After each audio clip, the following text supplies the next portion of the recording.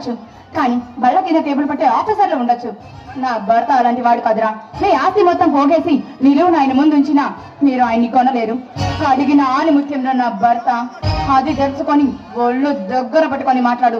పిచ్చి పిచ్చి కూతలు కారు కూతలు కూసావు అంటే ఏం చేస్తానో నాకే తెలీదు, గుర్తుపెట్టుకో. ఇప్పుడు నోటితో చెప్పే చూశాను, తర్వాత నా చెప్పుతో సమాధానం చెప్పాల్సి వస్తుంది, జాగ్రత్త. పిచ్చి కూతలు కారు కూతలు కూర్చడానికి నేనేమని అల్లటప్ప తిరిగేవాడిని కాదే.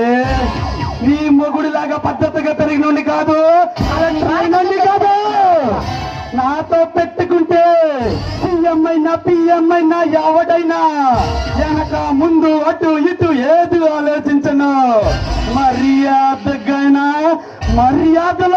మర్యాద రామన్ను మించిన మర్యాదగా ఉంటాను. తల దించుకుంటాను, తల ఎత్తి చూస్తే తల నరికేస్తా.